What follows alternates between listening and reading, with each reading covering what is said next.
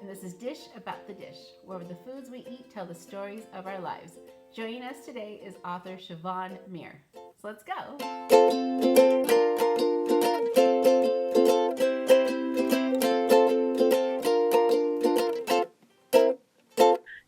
hello. Welcome to the show. Thank you for joining me. Thank you for having me. So I'm going to ask you first, what is the most memorable meal you've ever had? Well, it took me a while to think about this, but it turns out it was my very first date with Mr. SM before he was my boyfriend. Oh, excellent. Oh, before. Yeah, he had asked me out, and we went out, and the date did not start out well. And so we went from the billiards place where we had met with all our friends, and then we walked to another place called Beaver Street Brewery in Flagstaff, Arizona, where we met. Okay. And when we all sat down at this big table, and my oldest friend was there with me, so she had come to visit, and then there was Mr. SM, not Mr. SM yet, but he was there with me, and then there's all our other friends. We're around this huge table, and someone decided to order a fondue pot. So that's that melty cheese stuff. Yeah, it's really good. And then they said, because a lot of the people around us were couples, they said, okay, anyone who drops any food in the fondue pot, like it falls off the fork, has to kiss the person next to them. Sneaky of them. Pretty sneaky, this. It was really sneaky, and I'll tell you what, I never lost a piece of food because there was no way I was kissing anybody there. A stranger, that's just Yeah, especially like I'm on a first date. I don't even know this guy very well. And actually, that's not true. We were both graduate students at the same program at the university, so I knew him, but I didn't know him. Right. We were kind of friends. We'd hung out for a while, but and we started to get to know each other as friends, but nobody had thought to go any further. Although someone did once tell us, "You make such a cute couple," and we're both going, "Ew, he's my friend."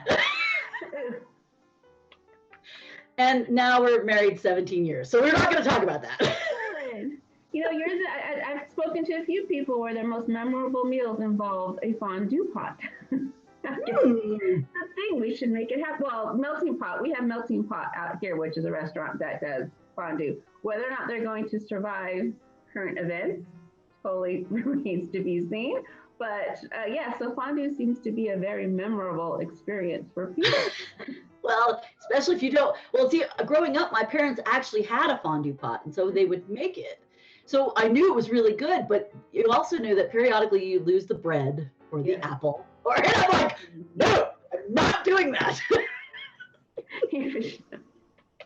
So now on your Facebook page, I see you do your own little cooking tutorials.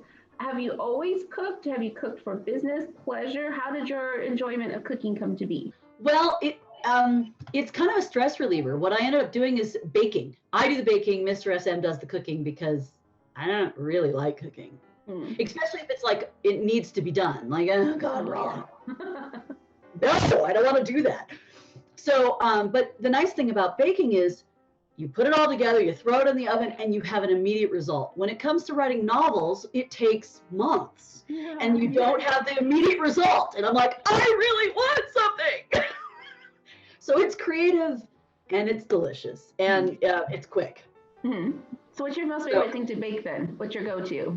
Well, okay, the most easiest is bread, right? Because we all need bread, and I have a bread maker. Actually, I'm on my 6th one because I use that sucker. But that's the easiest, and it's also most practical. And I'm a fairly practical person, so I tend to do things that I know that everybody's going to need. Mm-hmm. But if in terms of my treats that I just want, I think my go-to thing would be chocolate chip, because there are balls of chocolate chip dough around a chocolate kiss, and then you bake them. And I'm familiar with those. Yeah, they don't last long. Yeah, we do them with peanut butter cookies, and then we don't drop the kiss in the middle of the peanut butter cookie. So that's a Christmas time event. That's true. That's true. Yeah. Christmas this year. Woo, that was an easy 5 pounds. We're not talking about that. So do you weave food into your stories that you write?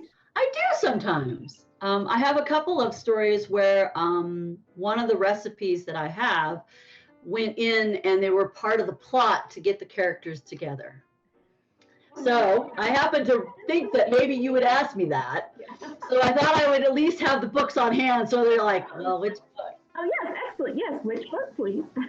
Okay, so one of them is A Centaur Solstice Wish. It is a male-male sweet romance because I'm sorry, I don't do male-male horse sex. Okay. These are centaurs. I'm just not gonna do it. I'm sorry, guys. That's not my kink.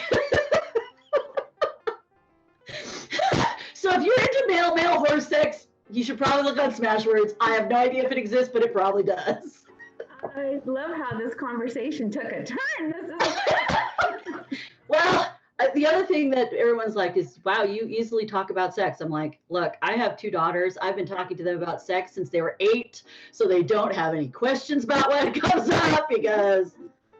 But this story had what's called Solstice Grog, and the recipe's in the back. And what is this? What is the base of this dish? It's basically eggnog.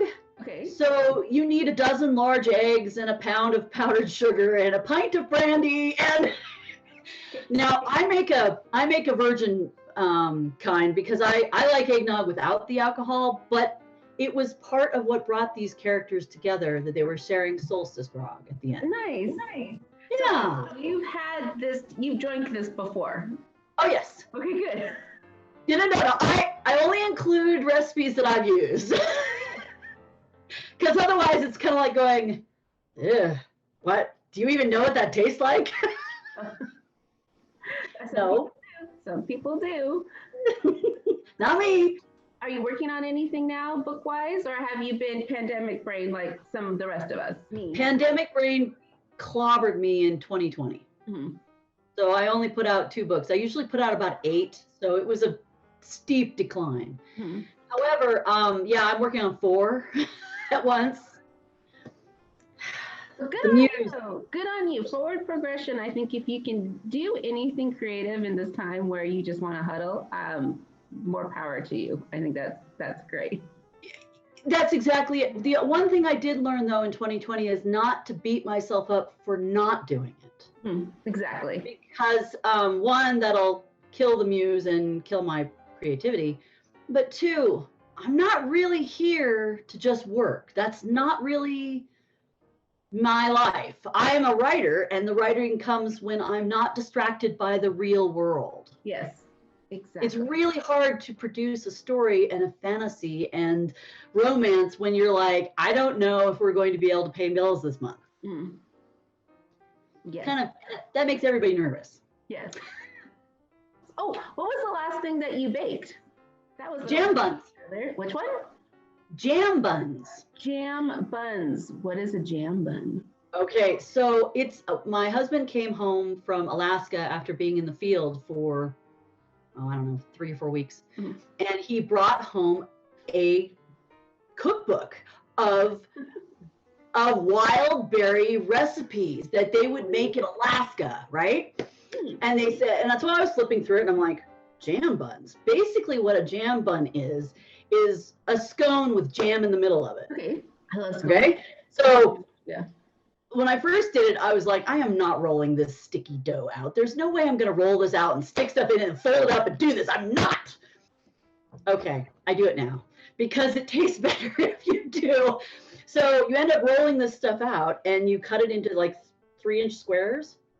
And then you take 1/2 and you put the jam in it, and you only need about literally a real teaspoon of jam, like a measuring teaspoon of jam. Put that in the middle, and then you put the top piece on top, and then you roll it up like a little pie, and you bake them for 15 minutes.